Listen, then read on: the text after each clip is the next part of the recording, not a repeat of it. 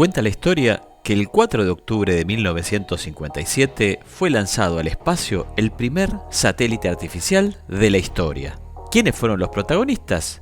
Los rusos. Así, la carrera espacial daba sus primeros pasos y en las siguientes décadas llevaría a la humanidad a logros realmente increíbles.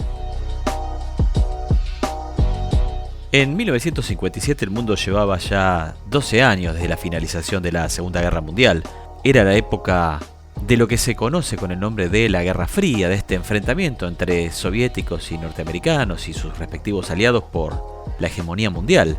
Y precisamente uno de los aspectos en los cuales se expresó esta lucha entre las dos grandes potencias fue lo que se dio en llamar la carrera espacial, es decir, la conquista del espacio, la conquista de nuevos horizontes. Y al respecto conviene tener presente que ya durante la Segunda Guerra Mundial los alemanes habían hecho avances notorios en el campo de la cohetería. De hecho, si alguien se había destacado en estas investigaciones, fue Wernher von Braun, aquel científico nazi que una vez finalizada la Segunda Guerra Mundial fue llevado a los Estados Unidos. Se olvidaron de su pasado nazi, se olvidaron, entre comillas, de su pasado nazi, y fue un científico que aportó sus conocimientos para el desarrollo de la ciencia espacial norteamericana, y gracias a esos aportes, Estados Unidos llegaría en 1969 a la Luna. Pero no nos adelantemos, antes de llegar a la Luna hubo un camino previo que tuvo que ver con el lanzamiento de los primeros satélites. Por parte de Estados Unidos, el proyecto Vanguard, que tuvo sus fallos y de hecho, en realidad, el primer satélite norteamericano que terminó siendo puesto en órbita se llamó Explorer 1 en 1958. Por el lado de los rusos, el programa de satélites se denominaba Sputnik.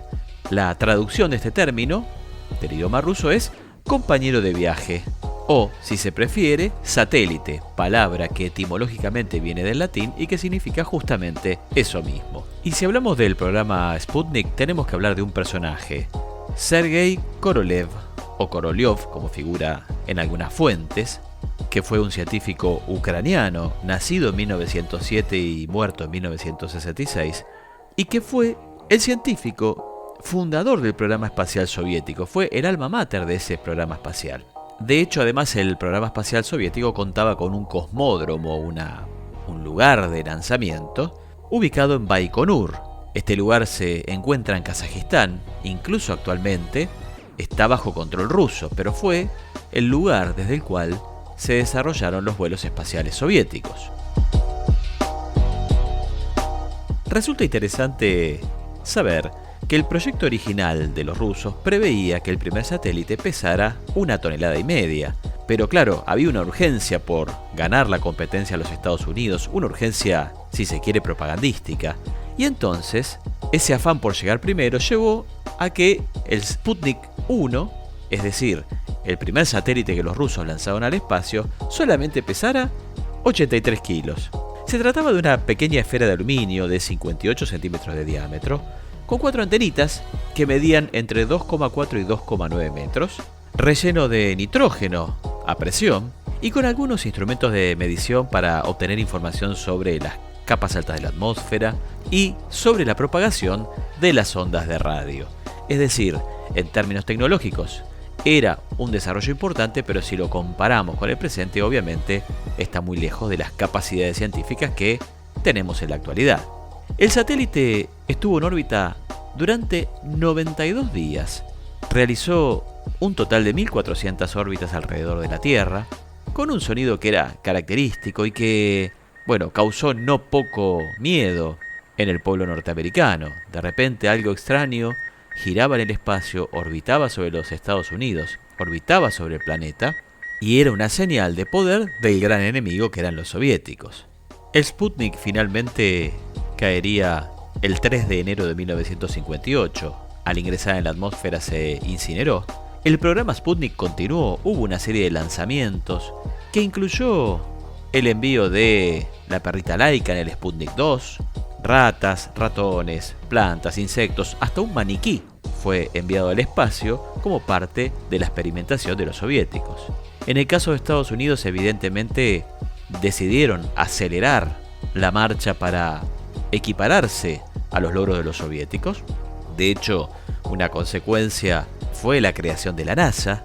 Esto ocurrió en el año 1958 y precisamente el trabajo de los científicos norteamericanos de la NASA sería el que posibilitaría en 1969 la llegada del hombre a la Luna. Eso sí, los norteamericanos también perdieron dentro de esta competencia por el dominio del espacio frente a los rusos en lo que respecta al envío del primer hombre y la primera mujer al espacio. En esto los soviéticos fueron los precursores.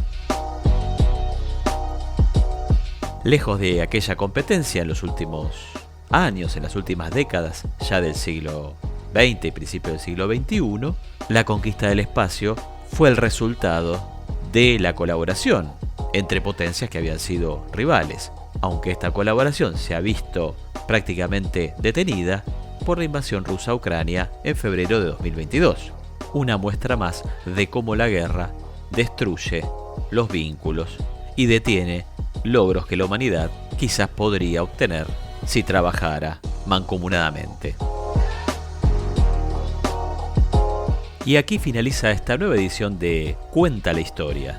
Te invito a suscribirte a este canal de YouTube, búscalo como @cuentalahistoria1 y nos encontramos en un próximo podcast.